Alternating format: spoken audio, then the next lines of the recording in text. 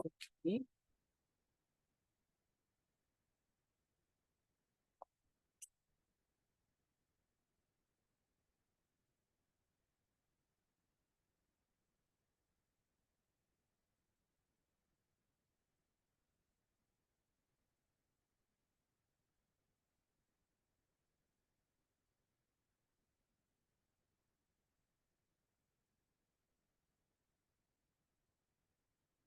I believe we're ready to start.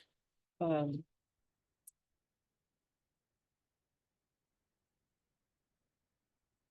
want to welcome all who are here in person in Shanghai and our planetary community joining from all over the world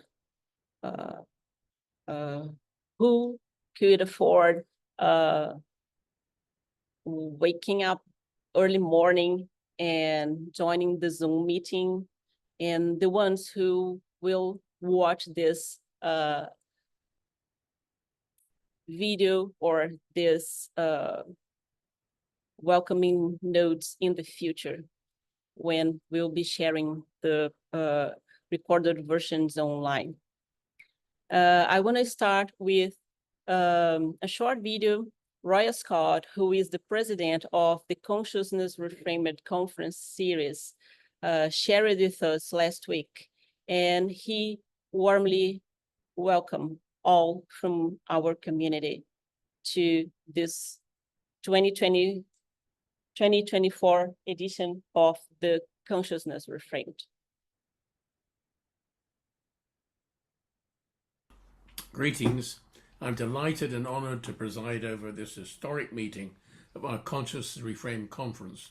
So long since I first introduced this series at CAiiA College in South Wales back in 1997. And now we are here back in Shanghai, blessed by the presence of many brilliant contributors from so many countries and cultures. I'm very grateful to Clarissa, who has brought this event about precisely with the same skill and insight with which she's currently directing my Technoetic Arts studio in the Shanghai Institute of Visual Arts. I wish both our conference and our international community success, continuing creativity and long life, or as our host would say, Tan Shao.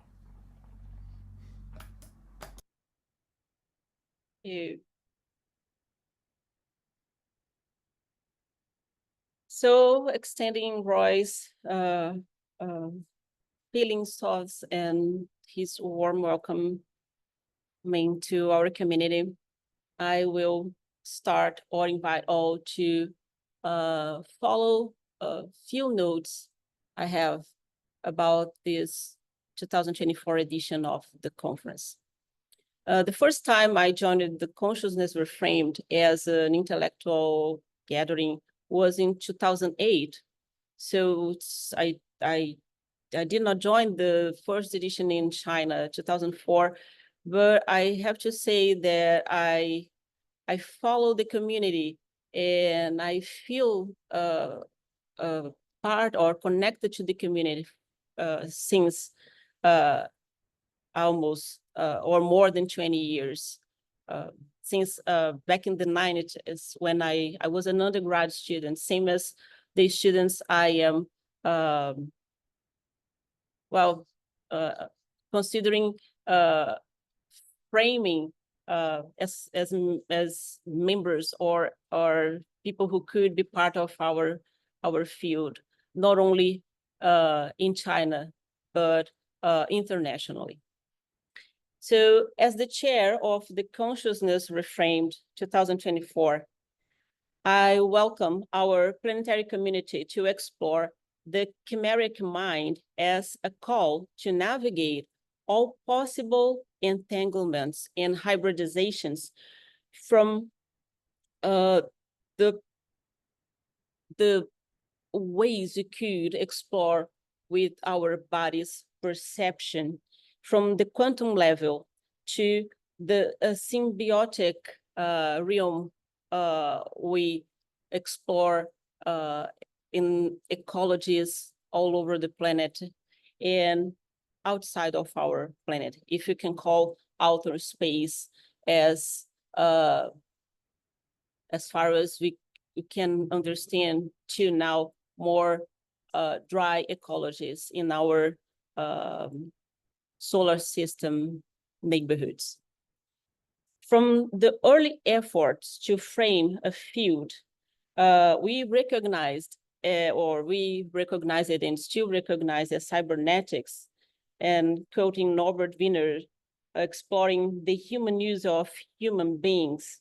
The invitation now is to explore the human use of humanized beings.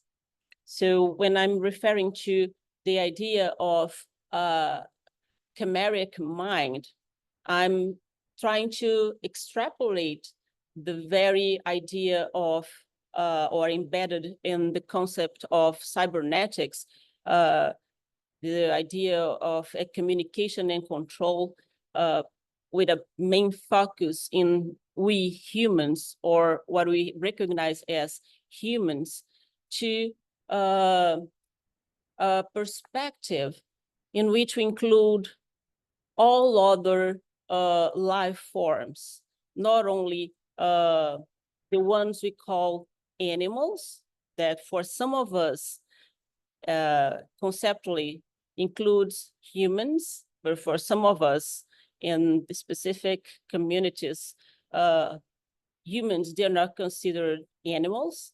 And the exploitation related to this field in which you consider technology as dry, mainly, nor considering the perspective of our community related to this gathering, the consciousness reframed traditionally, but speaking of the field of media arts, electronic arts, as a field in which, for a long time, the idea of a dry technology was prevalent, and the considerations on the use of animals in labs to feed the understandings, the theory, and the technological developments related to cybernetics and computer sciences, they were mainly neglected or not part of the main discourse in the field.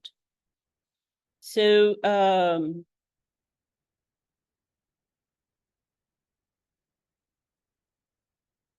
I want to make some additional notes related to the fact that this conference is this year hosted in China once again. And specifically related to the topic that's the Chimæric Mind, and concerning not only the idea of AI as something related to code or computer technology, but AI as something and some effort humanity is making in all the countries that is related to the use of animals in labs.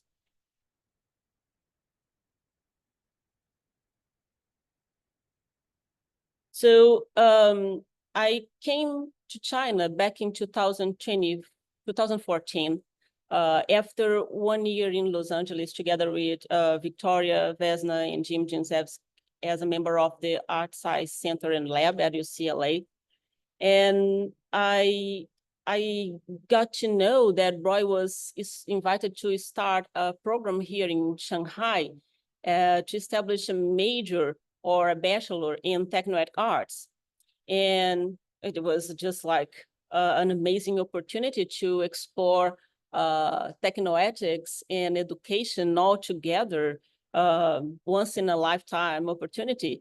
So instead of moving back from Los Angeles to Brazil, I got a Fulbright grant to be in Los Angeles as a scholar, a visiting scholar, a postdoc grant.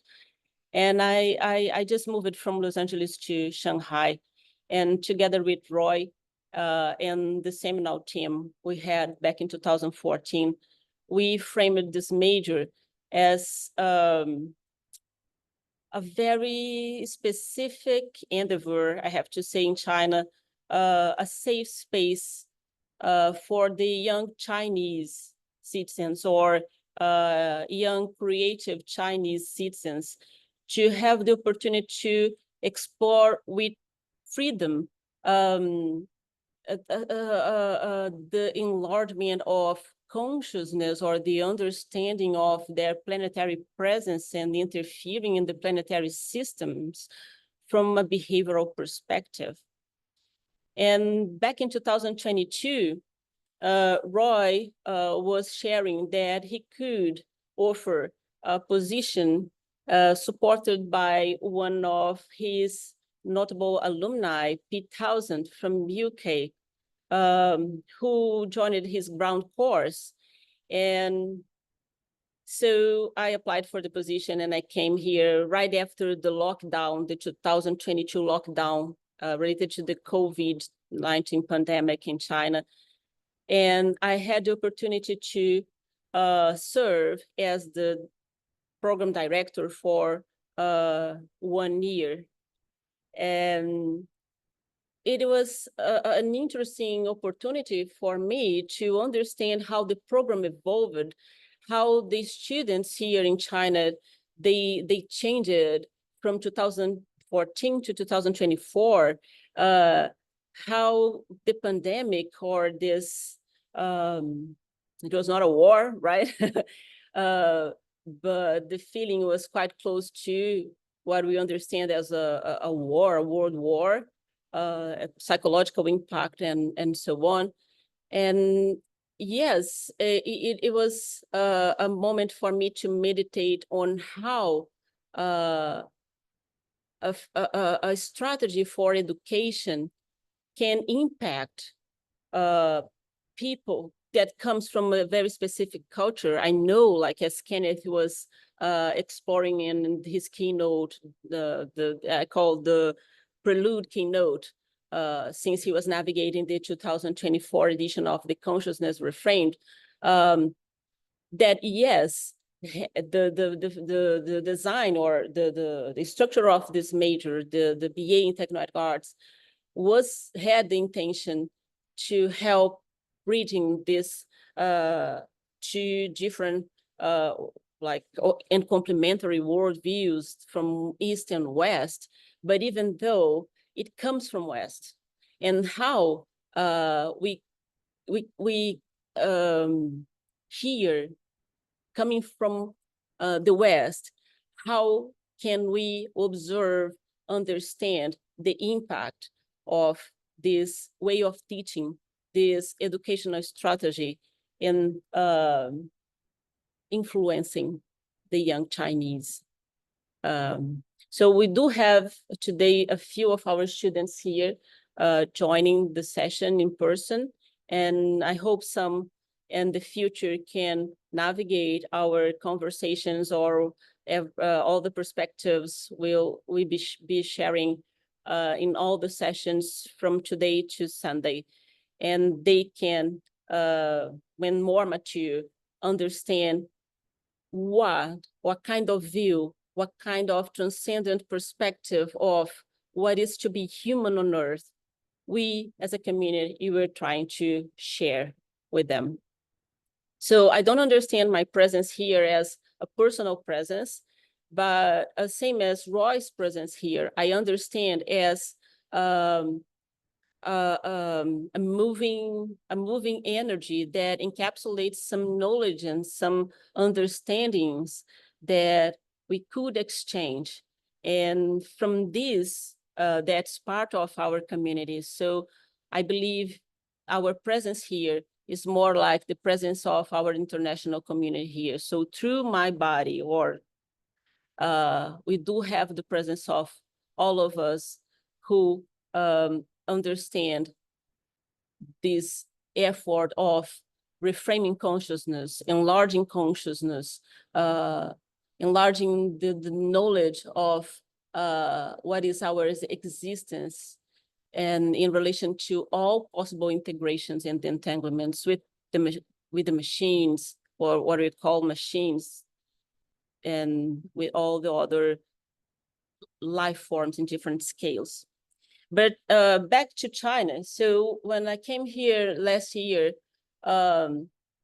I was facing very specific situations when walking outside from my home to campus, to the Shanghai Institute of Visual Art campus. We have the Tao building as the Tao as a company focused on education, and the building is it's implanted on SIVA's campus. I had these encounters with a few animals who were abandoned on the streets. And so I had to learn about how China was dealing with the presence of or animals on the streets or animals in general that we sometimes call more than humans, other than humans, right? So cats and dogs mainly. And I got to know that beyond the back in time, one child policy, China has this one dog policy. So if I had a dog and a cat, I could not register both. Or if I have 2 or 3 dogs, I could not register the 3 because China has this one dog policy. And so each home address can only afford register one pet. And then from these investigations, I was exploring ChatGPT using Dan, that's Do Anything Now, so subverting this ethical restrictions of ChatGPT. And I was exploring more wild ideas on hybridization of pets, because we have the profusion of poodles, very, very, very tiny poodles on the streets. And combining these conversations on the one dog policy and a hybridization, the use of animals in labs. And I started exploring the idea of this use of chimeras in labs. So China now leads the use of macaques or monkeys in labs. It's the main market for the use of animals in labs on Earth. And it's the main consumer of pigs on Earth. So the use of more than humans, other animals here is, I don't know, it's absurd. It's a thing, you know. And so I got to know that right here, the campus of Shanghai Institute of Visual Arts it's not in downtown Shanghai, it's in Songjiang, it's a district. And they do have a project related to a highline that's called G60. So G60 is a creative hub, huge, lots of money. And they host a very specific project that implies the use of animals in AI research that's called the China AI Brain Research or AI Brain Project. And for this project, they bridge AI research and neuroscience. It's not only in China, as all of us we know, but they have a very specific goal that is to surpass the West in the leadership or the pursuit of the leadership, mastering the AI and hoping they can achieve AI consciousness or machine consciousness through this exploitation of animals. So they are working with cloned monkeys and hybrids, human monkeys hybrids, or monkeys with human neurons, hoping that by making the monkeys more human or humanizing the monkeys and exploiting the monkeys in labs, they can lead AI research on Earth. So the call this year for the Consciousness Reframed is more, I think it's more aggressive. It's more grounded. And I believe it's my feeling of China now, it's far from poetic. I think the China I experienced in 2024 is aggressive. All I know here from my most cute students, they have inside this shared goal that is, we must hope China to become the #1 on Earth or the #1 nation on Earth, the leader in economy, politics, technology. So it's a nation that is sharing this hope and feeding these feelings in a very, or framing those feelings in a very, very specific way. And I invite the call for meditating on the Chimæric Mind.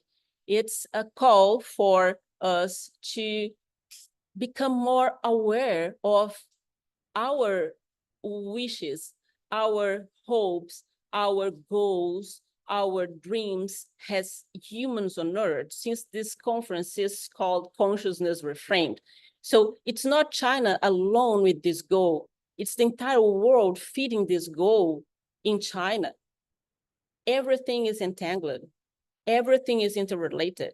So the time we go to a supermarket, the time we go to a store, the time we just use an app and buy things online, the time we're using an app, social media, all our actions beyond the creative efforts we make as artists, or the intellectual efforts we make writing papers and publishing books and delivering talks, all our actions, our behavior is entangled with this hopes, dreams, wishes, goals.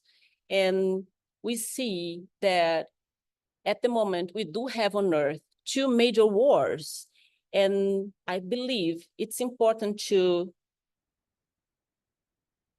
think of it, to talk about it, to meditate on our behavior. And beyond reframing our consciousness, I think it's important to understand that behavior and consciousness, they are connected. And if you don't change, or you don't reconsider reframing our behavior, we cannot consider that somehow we can reframe our consciousness. Well, thank you. And I wish all a great time in all the sessions.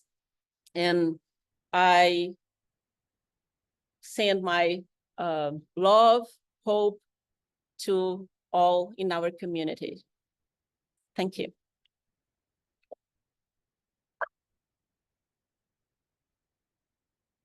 And I open for questions. There are some. Yeah. You should say hello. Laura, you can open the camera. Claudia is here. Not sure if you're still awake, falling. Calling Laura Beloff.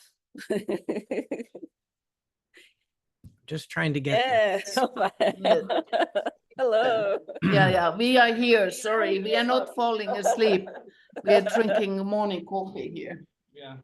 Yeah, I need a coffee as well. Like, to not sleep. I don't have at the moment any question though, but thank you for the talk, Clarissa, and also Roy's very brief intro was nice.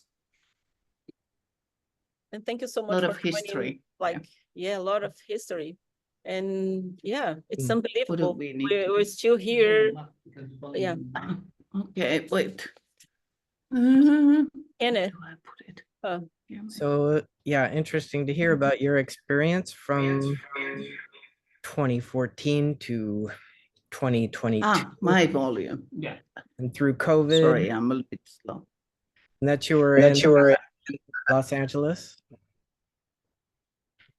UCLA with Victoria, who was my PhD supervisor at at UCSB at the time. That was in the 90s. Oh, I did not know, Ken. Yeah, we've been friends for a long time. Yeah. So we're talking about more layered entanglements here. Yeah, and your experiences with students in China is certainly interesting. At the time of 2004, like I think in I just remember coming fresh from my PhD in media arts, and it was like, wow, so much speculative work in technology and arts. And and I think we came into this environment which was rather unprepared. But yeah, I felt like an evangelical in a way of promoting arts and technology and stuff. But I thought that, yeah, we come in with a little bit more, with more humility, learning. And I think I did that on the second part of my journey here in China. Yeah, I agree. It's not saying they're like totally, but at least 70% of it is about learning. Yeah, it's really about learning, and especially learning how to communicate. I don't speak Chinese.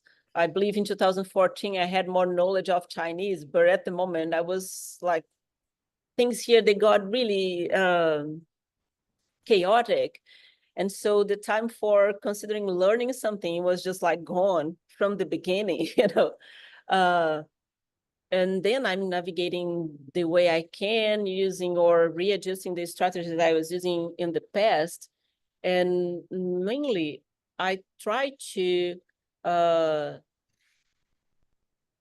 follow the sort of evolving of the group, you know. Yeah. I think since the beginning, Roy was joining the behavior. We have a course called behavior. So Roy was joining me for the first time we're teaching in 2014. And our intention was mainly to learn from the way the group behaves and then proposing something on the go as well, despite we have the plan. And I remember an interview, it's on YouTube, oh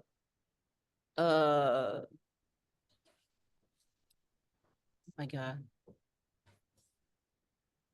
Look at it. My brain is just sometimes not working, right? Well, whatever. It was like a very, very interesting and well-known intellectual from France. And he was saying that he used to prepare the courses he was delivering in Paris on the go when he was on the train. So he was just like, when he was there on campus, the course was just ready to be delivered despite of the planning. And I think it's more like a similar feeling that I have here. And I cannot play the same games, or I was playing in Los Angeles, even when I was joining several editions of the CAiiA Art Summer Institute, welcoming Chinese students to the learning and the workshops. It's being here is totally different. The feeling is different, the learning is different, the teaching is different. Yeah. And from 10 years, 20 years, it was changing dramatically. Hey, I want to just add something, not so much on the learning. I mean, that's of course always an interesting issue. I just kind of thought about, okay, so Roy sort of developed strong connections to China, but also to Brazil, you know, and that's another, it's a kind of funny sort of a line between China and Brazil. I mean, Clarissa, you from there, Claudio, who is sitting there, is actually a PhD student of Cesar Bio. And now he's visiting or being a visiting researcher in Helsinki with me. But it's an other interesting line is this, I think, the Brazilian line here. I could add to this. Have a seat here for the I think there's a strong cybernetic connection to Brazil. We will also do the next meeting of the American Society for Cybernetics in Brazil. We just had the 60th anniversary meeting. in Washington, but the next one in 2 years will be in Brazil. There's this very strong community. So yeah. Yeah, and it probably comes from that ground, and that's really interesting. Yeah, I remember, Laura, I think it was the first time I was joining the Consciousness Reframed. You were talking about your PhD research. It was 2008. I attended your talk. And then you're talking about the Brazilian avant-garde, or the yeah, from the 60s, not like the contemporary. Yeah. This with super interesting, I think. Yeah, and I believe I share with my students and colleagues here. They're beyond those connections in the arts and cybernetics, or like in Technoetic Arts, because we do have colleagues related to Roy who joined the Collegium back in time. But the Americas and Asia, the populations, they are genetically connected, and the similarities are astonishing. So we have minorities in China with very, very similar or closely related cosmologies. And even the rituals, they still keep here using instruments such as flutes, and the meaning of the flute and the tubes in those communities, those minorities in China, and the communities in the Amazon, the Yanomami, the Tucano people, they are very, very similar. And even when they talk about the cosmologies, the male and the female who were giving birth to whom, and the gods and those more the entities related to nature, it's extremely similar. And so considering they could navigate the Pacific, probably back in time before the Europeans, they were there, well, conquering, right? the continent. It was one thing. The place, or the lands we call now Americas, from north to south and central, and all the islands, and Asia, you know, considering Australia, Oceania as part of the conversation, Indonesia and blah, blah. But I would actually be interested to hear a little bit more from Ken, maybe, because you referred to the to problems when you first arrived and tried to initiate a program in art and technology, where these resistances that you encountered, were they primarily institutional, I assume, or were they related to certain expectations of what learning entails, what art entails? So if you could explain this a little bit, this would be interesting. Actually. That's what was interesting about the Consciousness Reframed conference, because it was kind of a vehicle. Because the early media arts programs, they were in studios, you know, like the China Electronic Music Center. They were just starting. I remember we had a concert here in 2004. So the conference was in all 4 squares of the city. I don't know if you remember, you probably were taking buses all around. And CAiiA had a very small digital art studio. And they were doing, I think they were orientated towards design and stuff. And Beida was in the south part of the city, and they had a master program with 200 or more master students who, and we call it the media art, and was a media arts program or digital media arts, but it was primarily animation. So I think early on, there was a lot of interest in animation, so that when programs did start up here, they were thinking of industry and where the students would get have a career, right? So they were thinking really about maybe competing with Hollywood or something like that, or Japan in manga, developing their own styles of animation. And so all the programs really ramped up animation courses you know, there are many of them. And now I kind of see the same thing happening in AI, where it's like gone from animation, okay, and then kind of entropy sets in, and then AI hits, and then everybody goes for the AI bone. And now all the programs are AI focused, and the funding is coming from, you know, from the AI focus. But the same energy, the same discourse is happening in, you know, energy and education forming around this new focus. So that's why I think about that. It's important to the second time around, or now with AI, is to try to balance thinking, and apparently that's not going to happen. But some of us should think about that. Others won't, because, you know, there's more than art and philosophy who are concerned about this. It's venture capital and national ambitions and etc. And, you know, the education institutes themselves are quite ambitious to kind of toe the line in that. Like, you know, in the program in Shanghai, as we were originally trying to get this conference started, the 2024, and the SIVA dean was thinking about AI and, you know, that everything was sort of related to AI, and eventually they lost interest, maybe because it wasn't sort of focused on AI. Yeah, we're trying to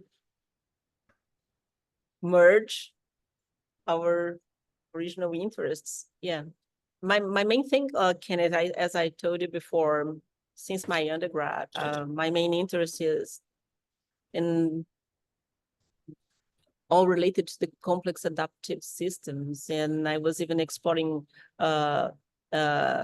affection in relation to quantum entanglements, but framing from this perspective from complex adaptive systems. And suddenly I'm here talking about AI, you know. Yeah, so yes, it's part of the vibe of the moment here, and all the resource, like as if you have a river, like in all the water, just, you know, going through these institutions, not only academic institutions, but to feed interests, more superficial or like really core interests in AI related research, in architecture, and whatever. I think what I'm really missing at the moment in the kind of AI discussions is this, that I would love to have a group who starts thinking a little bit further. So what is kind of in the future of AI? I have a feeling that currently when you look at AI, and then there are a lot of ethical concerns, and I think these ethics don't hold. I think they're totally stupid. Like, I feel that there's much more what will come, and the right questions are not asked at the moment. And I think that there should be a group of people who are interested together to discuss what is the future. Like, let's look ahead 50 years, 100 years. What will the AI become? And how do we deal with that? I think that work is not done at the moment, and I'm missing that kind of thinking. I think there's that's why some of it, but yeah. Ken. That's why I was talking about Taoist thinking, Taoist logic. Oh. Yes. Which is, and cybernetically speaking, it follows a different course. So if you're thinking about artificial intelligence, what would it be like for a Taoist thinking? Exactly. Be introduced into AI, you know, Taoist intelligence, DI. Yeah. I think this kind of, but also different perspectives, this as a one, and others, I think it would be really, really kind of interesting to somehow find a group of smart people to start thinking and asking different questions and different trajectories. Yeah, and then all the discussion on slavery related to AI, we have somehow, you know, but it's not like mainstream. Yeah. Like Yeah. the population believes AI is computer based and like you just need computers and the computer is just like autonomously thinking. Talking Yeah. about the population in general, right? Because how can they from where they can have knowledge about it, and this huge amount of digital slaves all over the place. And yeah, in 20 years, as you're saying, 10 years, what kind of situation are we considering affording for? Yeah, I think these are some of the questions, and yeah, and it's what sometimes I'm now we're stalling. Okay, We're still on time. Yeah. Yes, now we're back. Yeah, so sometimes I'm also thinking that there's a lot of like I feel like in my faculty in the Aalto, we are lacking education also for some people who work in the arts, so they don't understand what's happening in the AI, the basics, and what's interesting there and where it could lead. And this is, of course, I think, hindering the discussion to some extent. Computer Yeah, literacy, so cynical. kind of AI literacy, something like that. Yes, exactly. And kind of a more, yes, like DAO and things like that, what one doesn't expect to come to it. And I think this sort of a AI masterclass for people working in the cultural side, which is not the typical sort of engineered approaches. Yeah, could be the conceptual implications of it. Yeah, if does not need to be something that is specifically related to dealing with AI as an engineer, but like exploring the conceptual part of building or dealing with AI from this perspective, their perspective, but this specific kind of science perspective. Well, I agree, Laura. I agree. Fundamentally, it's about intelligence. So Yeah. there is intelligence and there is artificial intelligence. So the artificial part of it is that the automated like self-motivated part, where intelligence becomes machine-like, and that is not new, right? Because it's what I was thinking was that it was it's sort of built in to the mechanics of modernism, modern thinking, from and also from the Enlightenment. Yeah, and also I think the one of the problems in that is that mainly the model for that is a human, whereas if you would suddenly think about a model from, I don't know, plants or somewhere else, the AI would be quite different, I think. Yes. So I think these limit the sort of the thinking. Do you want to say something? And even though it's the model is a mutilated human, they mutilate the human and they mimic this, this fragment of what we are. And the name artificial intelligence is so unfortunate. It's a Cold War. It's a Cold War concept. We know that. I mean, it has been conceived during the Cold War, and it carries, it embeds all these dichotomies of the Cold War era. It's unavoidable. But maybe, Claudio, maybe you want to say something? Yeah, I just want to add, maybe of course, that I agree with Laura. Hello.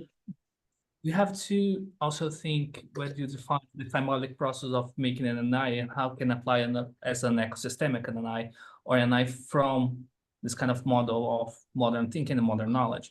So the question is also how can make symbolic process that goes beyond our thinking of knowledge or intelligence, and how can apply with that with AI.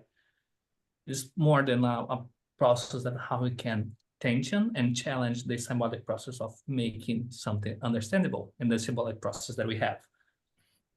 So don't know, maybe how can also, of course, it comes from the human perspective, but how can embrace non-human and other humans' perspective from the human perspective, and how can deal with in the same symbolic process that we have to understand or make understandable. But that would reference we are prisoners of the human system, but maybe we are. I don't know, maybe we are. But also it's also about the way that these systems work, like large language models and neural networks. So in terms of pattern finding, so like in my talk, I was talking about the Li is the concept of patterns, and that Li was the fields. It comes from the fields. Yeah, it's like the net is actually following the landscape, so it's actually landscape related. It's quite interesting. Like yeah, that Li, or the patterns of are patterns of qi. So that's why it was related to complexity. So that when the machines are actually learning or searching, they're looking for patterns, and it's like patterns in the computational realm, right? So if they're looking for visual patterns in grids of pixel grids, or if they're looking for patterns in two-dimensional, like auditory, like in sample, like amplitude versus time. They're looking for patterns in those realms. So it's not strictly like humans, unless it's the large language model. So that's in the area of language patterns. Well, that's true. That's a good point. I still don't think that even if it's not exactly human sort of related, there's still the human, which is somehow determining, but that might be that we are in a way prisoners of our species and our way of thinking and understanding, that it's difficult to go beyond. Even with large language models, I mean, there is already the base of the kind of thinking of language, which is very much considered as a human realm. I'm trying to challenge you, but I don't know if I manage, as I'm not very clear. No, like yes, and it's all related to the way you navigate symbols, and it's related to our perception deeply. Yeah, talking about this search for patterns, this is the way you survived for thousands and thousands of years, learning, identifying patterns, but in a different way. Yeah, so it's a simplification of our surviving strategies, but playing with symbols, as you said, but it's not exactly human. Well, the symbols are like another layer. It's like it's like a quantized space. Or first we're looking for patterns in nature, but then the second nature, language and symbols emerge, and it's like another quantized level of patterning. There will be more layers of this patterning, but fundamentally it seems the human is a technical being. But computation is just one generation of our technical. I was saying that the I Ching is a machine, and it was technology 2,000 years ago. So it was high tech, and it still is high tech. So it's like one of those kinds of machines that are really that are persistent and that you know, they're solid machines that are sort of eternal. And of course, a lot of the kind of, I'm just now thinking that like human as a technological being, maybe that's really quite true, because just thinking of in the culture before, let's say, this kind of technologies, what we have now, just rituals and these kind of things. I mean, they are also technology, maybe transcendental technology, but there is something to do, a method to get to another level or something to happen. So there is this kind of action versus then effect. Somehow. I'm thinking that like nature is technological from the molecules or the atoms, you know, it's all about. That's true. Yeah, because if you have like the molecules, they are strategic in what they're. Well, okay, Clarissa, now I would say that, yes, I agree, but this is, of course, our perception of it, isn't it? Yeah, for sure. We have interpreted what's happening there in this way. I always question, for example, why was DNA deciphered as a code? That was, of course, done in the same time information technologies were developing. So there was a parallel. But where would we be with biotech at the moment if DNA would not have been understood as a code and as a language? Because when it's a language, then it kind of references immediately that it's modifiable. Mm-hmm. And you can edit it, and recombine it, instead of being more fluid and like acid, right? It's an acid. Yes, it could be anything, acid, you know. Yeah, it's our mind. Nucleic acid, yeah. It's our mind which sees them in a certain way, I think. Yeah, the effort in codifying everything. But when we cannot be sure if the other animals, they're not doing the same, and all the nature is not doing something similar, because you're not exclusive. This is what I'm considering. And of course, because we cannot, as you said, well, maybe you can have AI from plant intelligence, right? But it's very difficult for us, even considering that now we know that whales, they have a grammar, and the birds, they do have a grammar. And the birds, they learn from the ancestors how to build nests, and they reuse the nests, and like it's more complicated than we had written in the books. But even though we cannot see from their perspectives precisely, despite we have like this AI simulations of what we can now experience flying as if we're bats, but we're far from entering a dog's mind. It's not about having a half humanized monkey in the lab, and then you plug the electrodes, and then, oh my God, now we know, now we understand how this emerged from the most fluidic brain and nervous system. But it's really hard for us to understand if they have the same or quite close technologic-oriented understanding of the reality, the bees and the flies and whatever. But yeah, whatever, it's more like a divagation, right? I'm looking forward to can be useful. I'm looking forward to Claudia's talk in 5 minutes. Yes, that's it. Better to get ready. Yeah, it was amazing. Thank you so much. Thanks. Yeah, I'm missing your body, Laura. Yes, nice. We're here. We have a nice sofa and a dog with us. So yeah, enjoy the summer. Yeah, I'm flying to Brazil in 3 days. Yeah, so there is winter now. And I hope one day I can meet you, Ken, in person. Yeah, I almost made it to Shanghai, Yes. but you know, if I can have an excuse for not traveling, I'll take it. So Yeah, I think Yeah. I'm quite reaching this point.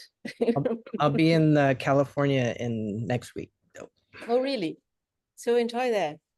There. Okay, Yeah. we'll visit sign off California here as well. and come back in on Claudia's meeting. Okay. Bye-bye. Okay. See you soon. See you in a few Great. minutes. I tried to turn it off.